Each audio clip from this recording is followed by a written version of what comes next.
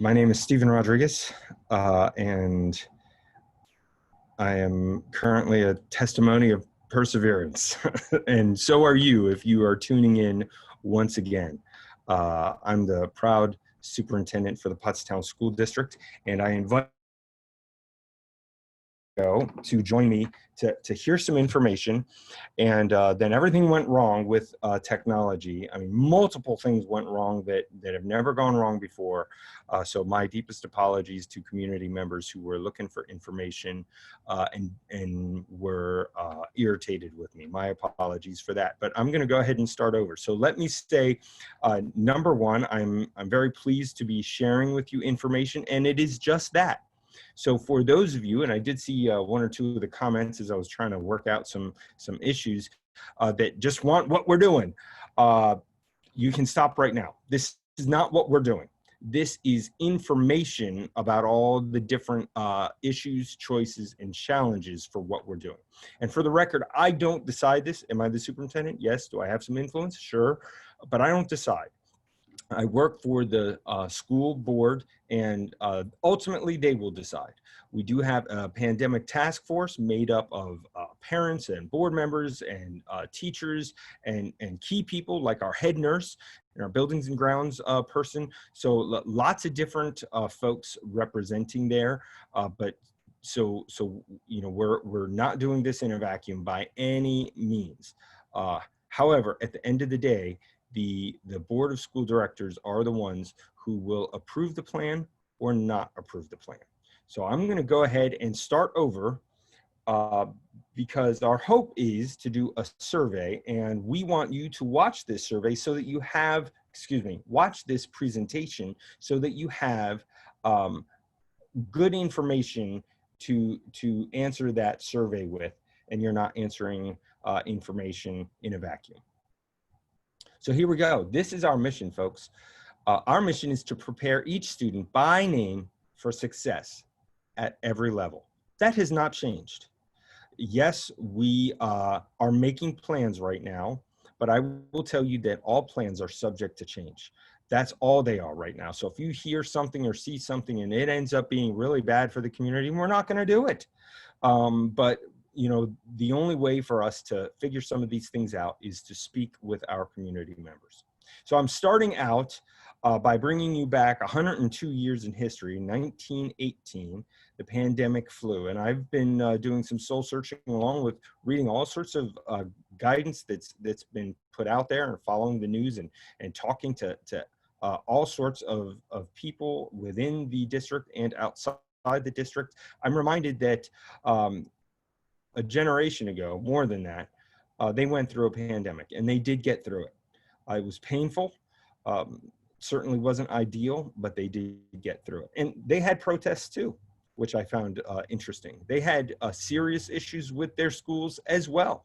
So we can get through this. Here are the three conflicting objectives. This is why it's so hard, and it's not business as usual, because we've got conflicting and really competing objectives to deal with. Number one, we need to keep students and staff safe. But we also, and I capitalized learning there, the learning needs of our students are also critically important. We don't want them to lose a year of school because of a pandemic. But finally, the impact, economic and otherwise, on families. Families who have said, a parent who reached out to me today while we were dealing with some issues and said, this is going to be a real hardship on me and my son and how he learns. I don't know how I'm going to be able to do anything except to bring him back to school. I feel that. I recognize that. There are others who would say, you can't keep my child safe. I recognize that as well. So all those feelings are valid. Here are the complicated choices. Number one, return daily. And basically, this is what I call the 100% option, like minus those people who decide to go virtual for the rest of the year for their own health and safety or for their own personal reasons. Everybody else could potentially return daily with as many safety measures as possible put into place. And I'm going to review all those things with you. Number two, we could return 50% of the time. So if we've got a class of generally 25, you bring in, you know, like 12 and 12, and that would be a rotating schedule. And that would be something that our staff would have to come full time for, but our students would only come 50% of the time. We know that that is, you know, potentially problematic for some families. Or we could return to a 100% virtual remote learning program. Folks, I can tell you right now, I've heard this loud and clear from both teacher and family. We can't do what we did last spring. We know that. No one was prepared for last spring. And we were able to take what I would call some big steps forward. And I'll show you later the pictures of the 1,500 Chromebooks that we have, that we are preparing, and there are more Chromebooks that we already had that we are preparing for students, no matter what happens in 2020-2021 school year. So I'll say this again, just in case you didn't hear it already. This is Mathematica. They created one of the best guidance and guidelines for schools. It was done by PDE. It's being used across the nation. They said this: no strategy we use completely eliminates risk of exposure when school is in person. Here's what I call the 3-district family dilemma. And it's a real thing that we're debating amongst Montgomery County district leadership and beyond. Mom works at District A. Let's say that's Pottstown. Dad works in another district. Let's say that's Springford. All the kids go to, let's say, Pottsgrove. So 3 different systems, 3 people who are inexorably connected to their school district. If we all choose different things, how is that going to work for anyone? The answer is it probably won't. Now, I don't know that everybody's going to go the same way unless the governor declares that it's not safe to bring kids in school, which he has. He and the Department of Health have the legal authority to do. So the decision may not be ours. But if it is our decision, there's a lot to think about in terms of how we get there. So here's some new information. Most everybody knows this already, but it bears repeating just in case you don't. Masks are required by order of the governor in school. They were, it was at first stated that medical exceptions will be granted and you don't need a doctor's note. Well, that's not quite true. You may not need a doctor's note per se, but you're going to need a 504 plan. You're going to need to go through a process. There's going to have to be a lot of paperwork and a lot of explanation, and the school district is allowed to ask for a doctor's note, just like a school district can ask for a doctor's note from staff or any other number of things through policy. Not saying that's what we're going to do, but I know that some people would say, I don't want my kid to go to school if they have to wear a mask for sometimes very good reasons. And others who would say, I don't want my kid around another kid who's not wearing a mask because they could get sick. I understand that. And I'll just mention very quickly that we know we need to do 180 days worth of school. It is not our desire for kids to be disengaged, which means that we're going to be working with families to make sure that our students, no matter how they're coming, be it to school every day or 50% of the time or virtually, they need to be learning. And I'm going to recommend to the board that we pass the emergency resolution necessary for approval from the Secretary of Education so that can happen. So this is in preparation for a survey. Yes, we surveyed you in, I think it was the first or second week of June that we had given, released in the first week, ended in the second week. And at that time, most people were feeling good about coming back to school. Things may have changed. They're changing across the country, and it is affecting Pennsylvania. I'm happy to say that right now in Montgomery County, we're at a very low percentage. It's, I think, 3.3% last time I checked, according to Dr. Valar-Kush. In our height of coronavirus infection, we were as high as 29%. So that's not as good, and we don't want to ever get there again. So parent input is critical when we figure out what it is we're going to do. And again, the board would decide that. They're going to ask me this question. Well, Stephen, what do our parents, what would be best for our parents? So we do need to ask you, and that is going to be released. I said release soon. I'm committed to Wednesday morning. I meet with the pandemic team on Tuesday. Wednesday morning, it's going to happen. That's my goal. So again, I'll say this over and over again. We cannot let the perfect be the enemy of the good. There is no perfect solution. This is a pandemic. And we need to do the very best we can to get through for the majority of our students and staff.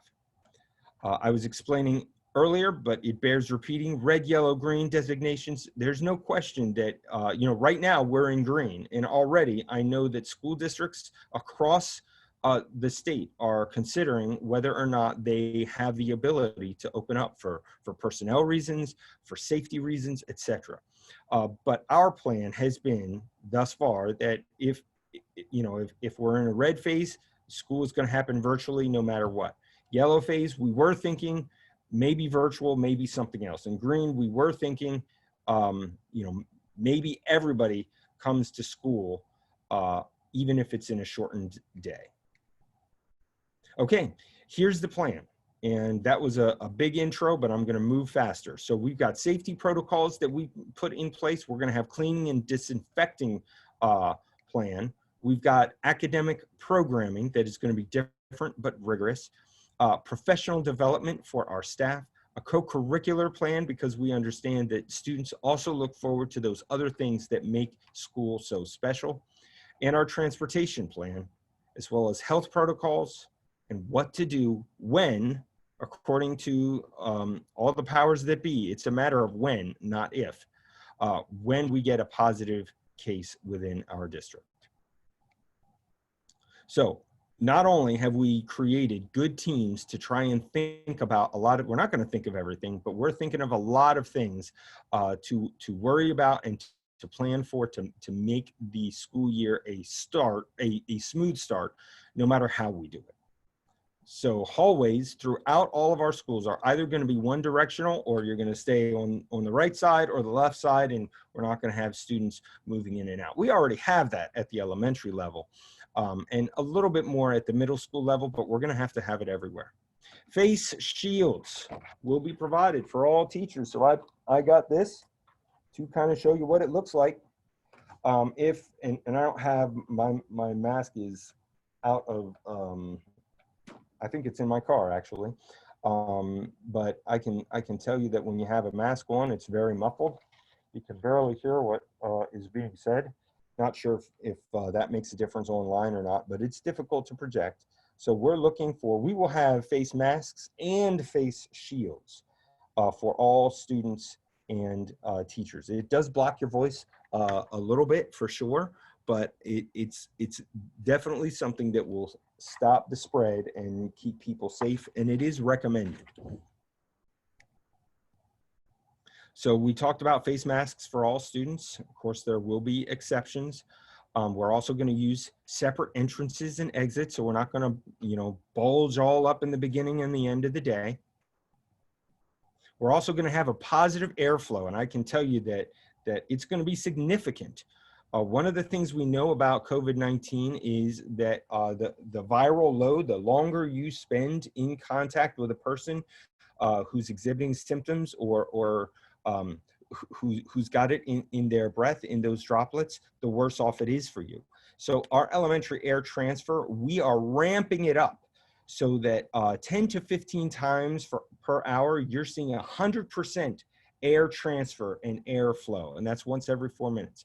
Middle school and high school, we have some bigger rooms, but the systems are a little bit older, can't do quite as well, but still pretty good, 3.5 times per hour. Student art supplies at the elementary level, we're just going to provide that. No more sharing crayons and colored pencils and things of that sort. Whatever students need, if we come into school, they're going to get it. Truancy standards are going to be very different. And I know that that's a fear consideration for some in terms of, I'm not sure I want to send keep my kid home if they're sick, if I'm going to get a letter from the school. And it's funny, sometimes it's that first letter that hurts parents the most, even though it's just a warning letter. We understand that. So we're going to look at doing something different there. No more perfect attendance awards. Right now, the concentration is on staying safe. So if your child has the scratchy throat and you know, maybe a little bit of a temperature, but not much, you don't let the nurse make the call. We've got to keep our students home. All of our water fountains, bottle fillers, and bathroom hand blowers have been turned off. It is not okay for us to be, you know, dropping down and getting in an area that could be infected. More safety protocols. Classroom desks will be spaced 6 feet from center or as close to that standard as possible. And I'm going to show you an example today. No changes are going to be allowed, so we're going to stick with that.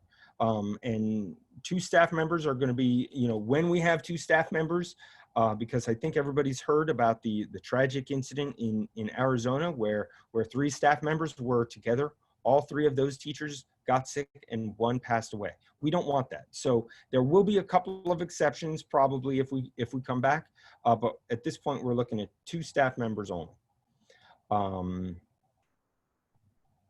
All extra furniture is going to be the kidney tables that we're typically used to. They're going to go away. We're going to be fully stocked every night with soap and hand sanitizer, and all staff meetings will be in the open air. So I will tell you that the adults in the schools are definitely have to be careful about the time that they spend with each other. So we'll be doing lots of virtual meetings, but this is a typical classroom in the Pottstown School District, and it is 6 feet from center, which means there's, if you sit 2 children down, you would be able to measure 6 feet from one student's head to the other student's head. And that's what that looks like. And that's John Connor. He's our director of buildings and grounds. He was helping me today as we were touring the district a little bit. And we set that up. So you can kind of see how that's a little different from the typical, you know, all the kids kind of squished in the middle and all sorts of interesting things on the side. Now it's kind of stripped down. There's 20 desks that are appropriately spaced in this example. And you can see there again, there's room given to the teacher, but they're 6 feet apart in this scenario. So what's our cleaning and disinfecting scenario? You're going to see a picture in a second of a hand sanitizer station in each classroom. Every room is going to be disinfected and sanitized nightly. We're going to be talking as classes how we keep each other safe. And part of that is going to be this idea that we're all going to help each other. We're going to make sure to keep each other accountable, keep our spaces clean and wiped down. And we've invested in equipment. We've got what I affectionately call the fogger. It's a full room cleaning system. It puts chemicals in the air and it kills all bacteria and virus dead. We can do up to 10,000 feet at a time, and we can get it operator theater clean. So in other words, it's so clean you could do a medical procedure in those classrooms. That's how clean it is. Now, obviously, we wouldn't be running that in every classroom and every night. It's an expensive system. We can only buy so many of them, but it's available to us to do critical areas on a regular basis. And we also have a mobile system, not quite as powerful, but still very, very good. Staff will be required to leave at specific times to allow for proper cleaning. And every single solution that we use will be on the CDC recommended list to get rid of COVID-19 and everything else. And we will keep ourselves accountable. And we've ordered, we don't have it yet because they're in high demand, but we've ordered what's called a white glove detector system to ensure that the cleaning we think we're doing is actually working. And we'll commit to continual training and expert consultation. So there it is. It's a hand pump. Every single, we've got plenty of hand sanitizing solution. That was a major concern, but we've got enough to last us for quite a long time. And we're assuming that classes are going to go through that a good bit. So custodians from the buildings and grounds department, they're going to wear masks when they're near others. But I want you to know, as members of the public, if you see our maintenance or buildings and grounds, you know, without masks at certain times, that's really okay. They're doing hard labor, and just like within our co-curricular plan, we allow our student athletes, if they're going to run or whatever, they don't have to run with a mask. We don't want to interfere with their breathing, but we are training our staff on new equipment, and we want to make sure to keep our own staff safe and healthy. But they'll wear masks if they're near anyone. Sanitizing is not a one department job anymore. It's going to be all of our responsibility. And that's something that I've said from myself on down. We need to take responsibility for that. So let's talk about academics. Direct instruction to start the year. No matter how we start the year, we're going to have to establish some routines, talk about personal space, face masks, what to do and what not to do if a student has a face mask or a face shield, what the differences are, and go over some of the rules there. I think most parents know, if you watch, I challenge you tonight. I've done it with my own children, and they're older and should know better. But when your student washes your hands, I'd be willing to bet they hit about 5 seconds. So we need to talk about 20 seconds as the rule. Talk about when to hand sanitize and when not to. Wiping our own desks, paying attention to temperatures, aches, and other symptoms. And of course, the nose touching that we know that lots of kids do. So we're going to specifically teach to that. I talked about Chromebooks. We've got Chromebooks for 1st through 12th grade. And I know the immediate question is, well, wait a second, what about pre-K? What about kindergarten? Well, we used a lot of the money that the government allowed us to use to get Chromebooks. We are working on a plan to try and get more if we are not allowed to do in-person instruction. So just know that we're working on that. But as of right now, we know proof positive that we've got enough for 1st through 12th grade.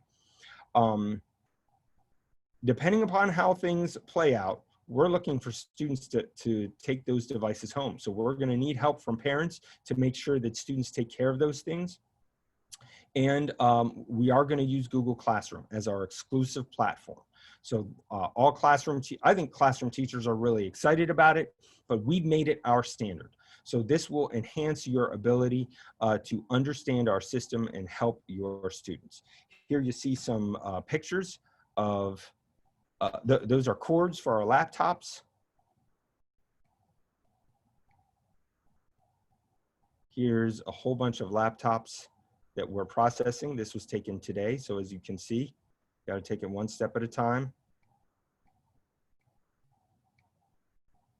Here's directional arrows that we're going to put all over the place to make sure that people comply with what they're supposed to in the hallways and other places. And so we're going to distribute those Chromebooks, and that's going to allow us to really do a lot of great things in terms of virtual education. So let's keep going. I talked about this in another video, but right now we're proposing, we know that we can't accommodate for lunch. There's no big enough space. We're scheduled very tightly, especially at the high school, but also at the middle school. And it's probably the one place where if there's a super spreader event in schools, that's it.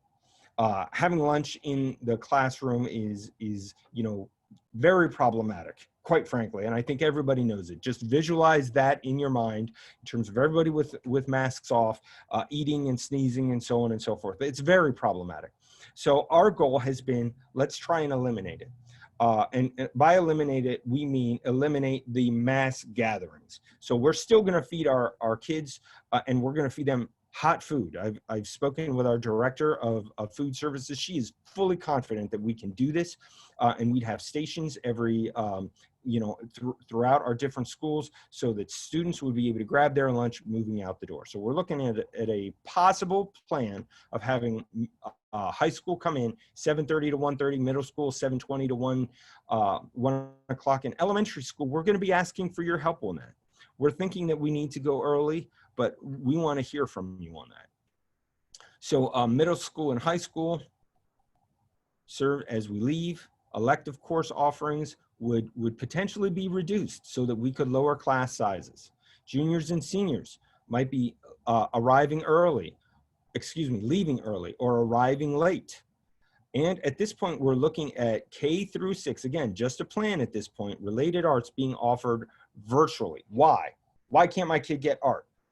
Well, think about the art teacher. The art teacher can very easily see 700 different students. And as much as we, want to talk about keeping 6 feet at all times, we know that that's not always going to happen. And that teacher could accidentally act as a super spreader. And we don't want that art teacher's safety to be in jeopardy, nor do we want our students to be in jeopardy. So this is our plan right now. And we're looking at minimizing student movement everywhere. Just minimizing it, getting rid of it as much as possible. We're looking at certain services like speech that can be provided virtually, talking to our substitutes, trying to get them trained ahead of time so that we don't miss a beat. For special ed, creating small group environments, and talking to you, our parents, to figure out modifications that work for your families. And we are looking to continue our intervention and supports, potentially in open spaces. So right now we have been rewriting and updating curriculum for our reading and math. And I can tell you that, folks, that's going to be our primary focus. Our principals asked me early on, almost before school ended, we can't do everything. What's going to be our primary focus? What's most important? And to me, the answer is simple. Reading and math is most important. That is our primary instructional focus. And that doesn't mean that all the other things aren't important, but these are the places that our students are gonna need to grow everywhere else. What can we do if students are required to be absent for weeks at a time because either their parent is quarantined or they are quarantined? We are looking at the potential of what I'd call kind of a synchronous learning model, where we're recording some of our teachers, especially in the area of reading and math, maybe only in the area of reading and math, but we're working on it. One teacher per grade level would do that. So it wouldn't be a matter of us getting, because we don't have the bandwidth capacity of everybody going virtual at the same time, but we are looking at least doing that with one teacher per grade level. So we know that pacing is going to be critical. And we are also looking for separate rooms for those students who are medically fragile. If we go in, those students who are medically fragile, we might keep in a separate space. So Dr. White has put out a great video, and I think one is going to come out again in a day or two with regard to virtual learning. So if you've kind of checked out and said, listen, Stephen, I appreciate all this stuff, but I really want the virtual learning. I want it all year. My kid is very good and independent. This is going to work for my family, my work, my student. No problem. But just understand that is a separate program. It's a separate program. We developed that program to compete with cyber schools. So what we did was we took all the elements that cyber schools provided, and then we added a whole bunch of stuff from our own system. And our students really like it. We have good success with it. They work for families, and I'm happy that people are interested in that. But do understand that it's not a commitment all year. You can easily slip in and out of our programs, but that's something that you probably want to think about more longer term rather than short term. And if you're interested in that, for whatever reason, let us know. We will accommodate you. Okay. Our classroom assistants felt in the spring, they felt like they were underutilized. They wanted to help students, and we didn't have that opportunity. We will have that opportunity for those classroom assistants to help our students, no matter what, next year. What are we going to do from here? For the next few weeks, again, we're going to ask you to fill out this survey and give us your thoughts. But no matter what, we're also going to organize efforts, communicate with you, and plan effectively for online instruction. Because here's the reality. There's a good chance come flu season that we're going to still be dealing with this, and we might have a closure. So I often tell our staff, if it's predictable, it's preventable. Well, in this case, it's not preventable, but we certainly can plan for it. So if we do have a closure, everybody's going to have a Chromebook, and we're working on kindergarten, pre-K. We're going to have trainings for students as well as parents, so you know where the on button is. You know how to get to your schoolwork. and so on. Let's also recognize the fact that student experience next year is going to be very different. I heard from parents. I have a great parent focus group. They're so great. Thank you guys for what you do. I ask them all sorts. I pepper them with questions, and they give me their honest responses, and that's been very helpful in us formulating some things for the pandemic task force. But here's the thing that you need to know. School is not going to feel like school, whether we're in, whether we're virtual. They're going to be 6 feet apart at all times. They're going to have masks on. They're not going to be allowed to interact the way that they normally do for safety purposes. So we need to start preparing our students for that, so that they understand things are going to be different, but that's okay. We got through it as a country in 1918. We will get through it this year as well. So masks, 6 feet rule, technology, yes, we covered all of that. So if we acknowledge it, and we also recognize that our response can be the biggest stressor to our children. Folks, I told the staff last year that my kids, my own personal kids, said, Dad, before this, we saw you for a couple hours a night. Now we see you for a couple of minutes a night. It's been really hectic. We've had to reinvent much of what we do. But I've been mindful of that because my kids are vocal. They'll tell me. So I've been mindful of that, and I'll do my best to unplug. I'll do my best to say, guys, we're going to get through this. I know you're going stir crazy, but it's going to get better. Let's think about the future. Let's think about what we can do. How can we develop some hobbies? How can we, do a text message to families and so on and so forth? Stay positive. Your kids will be better off if you stay positive. So I had to say that. One parent to another. Our professional development plan. We are getting ready. We're doing our very best. We're gonna offer some training to our teachers. In fact, they're asking for this training, and we're giving it to them because we know that the digital environment is very different. And again, this is any scenario. Even if we were somehow in our regular schedule, we've got a bunch of Chromebooks in front of us. So we've got to figure out how to utilize that effectively.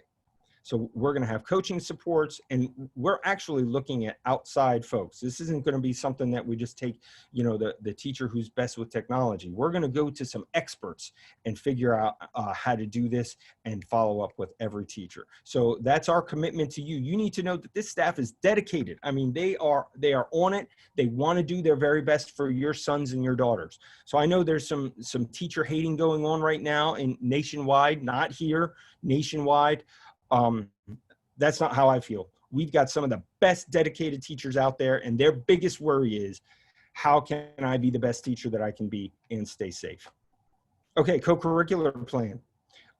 We know this is critical. Lots of kids, especially in high school, are saying, man, am I going to be robbed of my football experience, or my cross-country experience, or field hockey, or, you band, you name it. At this point, we've got a co-curricular activity plan already approved. It's being acted on. Our students are outside. There's no inside activities. Students are not allowed to contact one another. Field trips are on a permanent hold as of right now. And everything is going to be held outside. So that's where we're at. Will the governor, PIAA, or others do something different? I know, and newsflash, we just heard from a Berks County. I think it was, it's in the news, so I'm not revealing anything, but Exeter had a positive case in their football program of COVID-19, and it's forcing them to close down. So what does that mean for us? I don't know. Transportation depends on everything. We know that we've got to put students on the bus or in the van if we're bringing them to school. So masks are going to be required, no exceptions. Windows will remain open. Personnel may be assigned. Hand sanitizing pumps might be in there, and we might need to limit the number of students. So we're thinking about transportation, and we know that that's a health risk and an issue for sure.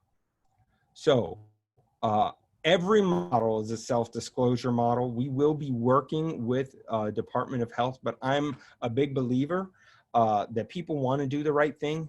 And so we're asking people to report if you were exposed or if you get COVID-19. Understand that as far as I'm concerned, and as far as our staff is concerned, There is no stigma attached to that. It's out there. It's a pandemic. Would you do us the honor of letting us know so that we can make the appropriate accommodations and work with Department of Health? We'd appreciate that. If you don't, it's okay, but we'd appreciate that. We're going to have a separate area. If your child or a staff member comes down with certain symptoms, we're going to have a separate area for examination. Our staff are going to have N95 masks if they're in the nursing department. We added a support position. We did that back in June for there, and we're and daily sanitize the areas. Students will be sent home. Big change. 72 hours fever-free. 72 hours, not 24, not 48. 72 hours fever-free, no meds. That's the standard. And again, that is for safety. We don't quarantine people. The Department of Health quarantines people, but just know that in terms of the 72-hour rule, we can enforce that rule. We will enforce that rule. You need to make sure that your parents, your child is 72 hours fever-free in order to come back to school. I don't like it, but that's how we keep people safe. Let's also talk about mental health. Everybody knows that it's out there. We are going to be developing a mental health screener. If your child needs to talk to someone, we don't want them developing any type of bad habits or thinking of self-harm or having any type of negative issue as a result of mental health. So please talk to your children. There's lots of resources on our website and on many websites out there, but we're also going to try and do our part by developing a mental health screener for all students. So this is a big question, and I will tell you one that we need to give serious, and I spoke of it a little bit, but we need to give serious consideration to. At the end of the day, we have so many teachers. So we're gonna have to have a plan for what to do if a group of teachers or a few teachers as a result of whatever else it is, has issue and can't be with us. So our employees are being asked to take their temperature on a regular basis and check in with their, whatever physical health provider they have to make sure that they are taking care of themselves. Our staff will be required to notify us if they get COVID-19. So you can rest assured that we have some things in place to keep you safe. You can find this on the Montgomery County Health Department. I included it because I wanted you to know that there's a fact sheet. And I'm not an expert in this, but I can tell you that our staff, our nursing staff, know what to do when it comes to this. They know when you're allowed to return and when you're not, and they stay informed because all of this is subject to change with the Department of Health. So, quarantine standard, as of today, a lot of people don't know this, but this is what it is. If you are spending time, 15 minutes with another individual, less than 15 feet, masked or unmasked, you are going to end up quarantined. In terms of the contact tracing goes back 48 hours before symptoms appeared. So if you're not feeling good, or your son or daughter, let's say a teenage son or daughter, is not feeling good on Monday morning, and they end up, testing positive on Wednesday, they find out that they're positive, I think what the Department of Health is going to tell you is, who did you spend time with that weekend? So you had symptoms on Monday, Friday and Saturday, or rather Saturday and Sunday. Who were you spending time with? You might have spread something. So again, just want to let everybody know, we do not have the power to quarantine. Only the Department of Health does. They have that legal power. We do not. So be aware of travel restrictions. I'm not guessing that this is going to affect everybody, but just know that if you and your family go to a place that is restricted, we're expecting that you're going to quarantine as is required. And if it's not required, that's one thing, but if it's required, you got to stay home. So we need to think about our own physical and mental health. Parents, I'm talking to you. Make sure that you are holding to the CDC guidelines yourself. We need to be positive examples, and you don't want to take risks with your family. In fact, I'll put it one way that I heard it best. If you want your children to go to school, make sure to adhere to those CDC guidelines, because nothing will risk us staying out of school more than the spread of COVID-19. So I said this already, virtual education for at least part of the year does seem likely. Again, not my decision, but if asked, that's my opinion. So if we experience spikes within our own community, we're going to do a couple of things. We're going to be guided by Montgomery County Department of Health. And there should have been something else in there that said we might have to close down a classroom. We might have to close down a school. We might have to close down the school district.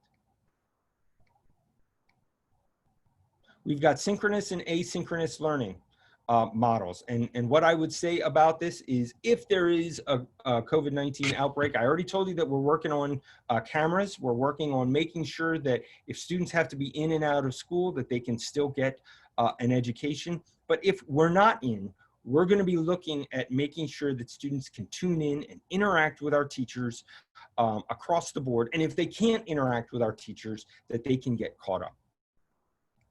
Ah, here it is. Sorry, folks.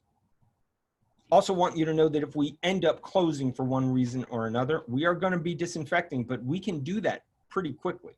If we stay closed, it's going to be to keep ourselves socially distanced, not because our facilities aren't clean, because I can tell you that they're going to be cleaner than they've ever been before, because we want it to happen and because we bought the equipment to make sure it happens. So here's just a couple of things to keep in mind. At least 16 or more different sets of guidelines on how to safely open schools have been released. Some are contradictory, cite different studies that are contradictory, or some are just unachievable. We have implemented a lot of those things on this list. This is what I have presented to you. So we're not making this stuff up. We've been taking the guidance that has been provided. Of course, you know, not necessarily all of it, because we can't do all of it, but we can do a lot of it. And here's the list. It's a big list. Administration building is open, and we're open for business. And I can tell you that, you know, a lot of people are asking me about PSSAs, or are we going to have PSSAs? And as you saw there, everything that we need to do, every plan that we have to submit to the state, every test, as far as I know, is on. Okay, so I'm just going to walk through a couple of scenarios. These are the things that we're going to be asking you about. The scenario number one is same as always, you know, do nothing. Maybe there's a place out in Western PA that can do this because they've only got 100 kids in their system. We're not considering this. Daily attendance with precautions. Well, we're certainly doing this. This is a model for sure that we're going to follow if and when we end up in school. But I can tell you for sure, you saw it all. We've got a ton of precautions. I don't want to say it'd be hard to catch something, but that's what we're trying to do. We're trying to make it hard to catch anything. Another scenario is that students don't move classes most of the day. We've integrated this. At the high school, we've already got block scheduling. At the middle school, we're toying with different schedules that would allow for minimal movement of students every single day. It doesn't mean that they wouldn't move at all, but minimal movement. There's another scenario here. Again, these are for smaller schools where teachers move instead of students. That's kind of impractical, but we might be able to do it a little bit. And here's, you notice I put it in bright blue so that you pay attention to it. We could do potentially a Monday, Wednesday, Tuesday, Thursday type rotation. What does that mean? I'm Stephen Rodriguez. I'm in the 6th grade. I'm in the Monday, Wednesday rotation. So Monday, I go in. This is 50%. Monday, I go in. Tuesday, I stay home and I learn virtually. I do some assignments. Maybe I'm able to tune in. Wednesday, I go in again. If another group is on the Tuesday, Thursday, they do the exact same thing. And we haven't defined what Friday would look like. It could be that that day is virtual for everyone, And again, that would be to lower the risk of infection as a result of bringing people in. Or it could be we do Monday, Thursday, Tuesday, Friday type rotation, where a student will come in every other Friday, and they come in based on this schedule. So they kind of get a little bit more room in between sessions within the school. And again, the purpose here is to keep it at 6 feet or less within every single classroom. We could do the weekly rotation. So, you know, for those who would say, wow, these rotations are nice, Mr. Rodriguez, but I'm going to need childcare. I can't do every other day. It's too crazy for either my relative or wherever I get childcare from. That's impossible. Well, we could do a weekly rotation, and that weekly rotation would, you know, essentially be 1 week on, 1 week off. So we take all groups and we put them in, we assign them weeks, and for the week that they are off, they'd still be learning, but they wouldn't be learning in school. Another option that I'm not exactly sure how we would pull this off, but you know, you could be assigned a day of the week. So maybe you're a Monday student or a Tuesday student or a Wednesday or a Thursday or a Friday student. This is problematic because it requires our teachers to come in every single day, and it means that you only go to school once a week. But it's a possibility. We've also considered the AM PM schedule, especially for elementary school, not really for middle and high school. It doesn't work there. But elementary school, I'm not sure that this is very practical. But it's an option out there with regard to, I mean, if it works for everybody, then certainly we could do it. But it means that people, if they're working, they'd have to figure out how to transport their children in the middle of the day. And then they'd have childcare concerns no matter what. We've also considered an odd even day schedule. So, you know, we've got day 1 through 6, which we already follow. You're an odd, so you can't come every other day. The problem there is that it's highly inconsistent. You're on one Monday, but you're off the next, unless we have a Friday off for some reason, in which case then you'd be back on again. So it could be confusing. So I'll end with the fact that, you know, things can change. And I want you to know that this is a plan. And a plan can change. It can change now. It could change in October. It could change again in December, again in March. We just don't know what this disease is going to throw at us. But we do know that, that was for our staff, not everybody else. But we do know that we're going to get good. We cannot let the perfect be the enemy of the good.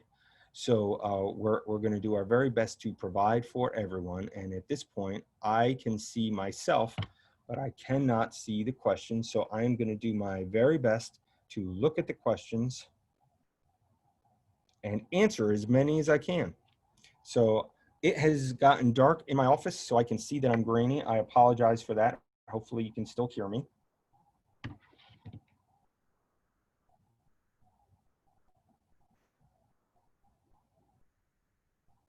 And I'm looking at questions here, or trying.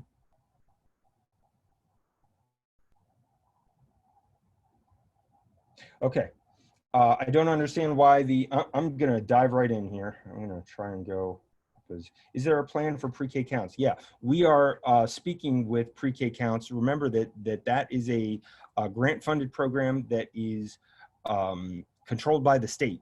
So we don't make all the rules there, but it's a good question. We're talking to them. Our hope is that they'll follow the elementary. So much stress trying to figure this out. Also, if there are shortened days. I'm sorry, I'm not sure what the question is there, but I agree. There have been a lot of sleep for teachers, administrators, etc. A lot of questions on kindergarten and pre-K. That's true. I mean, we have some serious possibilities. What we don't have are dedicated devices as of right now. We are working on that. And folks, I guess what I'd say is, remember where we were just a few short months ago. Less than a year ago, we were pumping our fists. Yay, we finally got Chromebooks for the high school. And now we've got Chromebooks K through 12, or excuse me, 1st through 12, and hopefully kindergarten as well. Okay. Children need to socialize. I agree, 100%. Yes, we need to be safe. It's unrealistic and unacceptable, in my opinion, to keep them 6 feet apart at this time. What about recess? Yeah, recess is not what the guidelines call for. I can tell you that, and I know that's not what you want to hear. Um, if we can get them outside, that's fine, but they can't again socialize in the way that they used to before. So is recess a possibility? Yeah, possibly. Um, but I wouldn't count on it, just because I don't think that it's going to work. So AM PM wouldn't work for high school, 2 blocks, and two blocks in school, 2 blocks virtual. This way they can still have elective classes for their career path. Thank you for the comment. I'm not sure about that. I can certainly pass that on as a possibility. There's a lot of different factors in play, so that's an interesting possibility, but I'm not sure if that would work. And again, we'd have to make it mesh with everybody else as well. So I'm interested in that feedback. That's good. Okay. Replying to Crystal, if they're working, they could async the virtual block and, okay. Getting some conversation there about taking care of younger children. That's good. Does each child get a Chromebook, or one per so many kids? Amy, thank you for the question. No, each child, 1st grade through 12th grade, will be assigned a Chromebook. You'll be responsible for that. Don't worry. People in other districts do it all the time. It's not a problem. I think there's a possibility to buy insurance if you so desire. And the insurance is not expensive. But yes, every single child will have a Chromebook.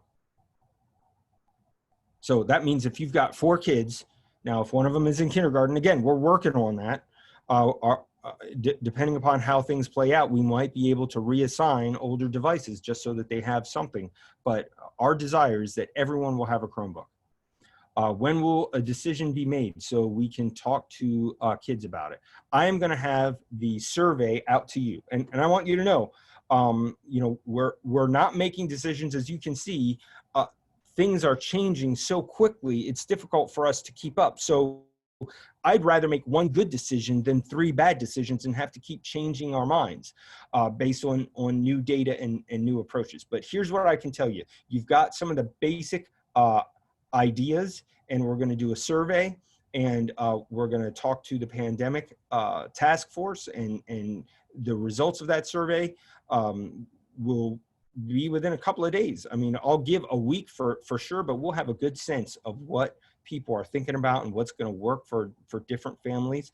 And then we'll see what the governor does. We'll see what effects there are in terms of our own staffing, and we'll make a decision as quick as we can. Believe me, I want a decision. I'd almost rather make a decision and err on the side of caution, but again, to potentially hurts people. So we want to be very careful with what we do. Murray, okay, for the smaller kids need to burn off energy. Yes, they do. You're right. They do get antsy. That's a concern we have. We are trying to keep the day short and have activities, but we know, because we've been told in all of the guidance, that if you're singing and you're projecting and you're running and you're playing, outside is one thing, but inside you're potentially spreading. So I don't like that, but it is what it is. Yeah, IEPs, we're taking that process very seriously. Everybody needs to know that. We actually have a smaller special education task force that is looking at all sorts of, first of all, we're looking at what others do. We've got a well-connected staff, so they're trying to steal all the other good ideas, and we're coming up with our own good ideas to make sure that our students are getting what they need. So Langston Watson says, school is to educate, not really for socializing. That's more of an after-school activity. When will a decision be made? Covered that. Some children need to be taught social skills. You're right. You're right. That's why we have social emotional learning and other things. I understand what you're saying. If your child isn't feeling well and you keep them at home, can they learn virtually that day for those 72 hours? That is exactly what we want to have happen. Exactly. Now, obviously, if they're feeling sick and they're feverish and they can't look at a computer screen, we understand that. But they could get caught up. So that's what we're planning for, and that's what we're hoping to get in place within the next couple of weeks. It's getting dark in here, but I'll keep answering questions here. Okay, what if half day and virtually doesn't work as both parents work full time? That's a serious issue, and as I said in the beginning, we've got people who don't want to come in because of the safety factor, and people who really need to come in because of the economic factor. Both are valuable. I affirm both of those issues, and I don't have the answer, at least not for everybody. So, you know, we have options. We have to figure out what those options are and do our very best to accommodate people and families. All right, let me see if I can answer some more questions here. Okay, a good question here. What will happen with support if we go virtual for the kids with IEPs and 504s? We have every intention of continuing to offer that support. Our classroom assistants are being furnished with Chromebooks. Now, understand there are a number of classroom assistants is far less than any grade level, but one of the issues that we had is we had no way of providing them, you know, some of that hourly support that they needed. So, you know, they don't understand the numerator versus the denominator, and the teachers explained it, but they need someone to help them a little bit more. Well, our classroom assistants will now be able to provide some of that support. How does that happen exactly? Our schools are going to work some of that stuff out so that teachers can tell our parents exactly when you can get that type of support, and that's what our classroom assistants are there for. So one of the things they asked me was, you know, what happens if we go virtual? Are we going to be laid off? And my answer is no. You're going to be busier than ever. You're going to be working all the time, and they are hourly employees. So, for the record, I don't literally mean all the time, but I do mean that they are going to be busy and they are going to be supporting students. And if that means supporting them virtually, then that's exactly what we're going to do, because we will not stop with our mission. Okay, let me keep going. Great questions, everybody.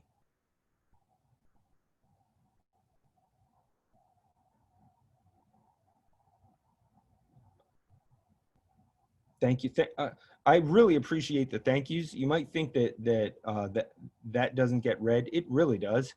You know, we are doing our best, and we understand that we can't please everybody. No system will accommodate for everything.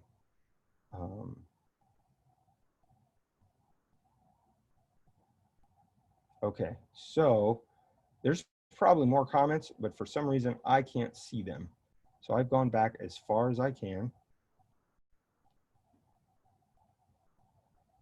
And what I'll say is thank you so much for tuning in. Again, super apologetic for I mean, it was just a perfect storm, folks.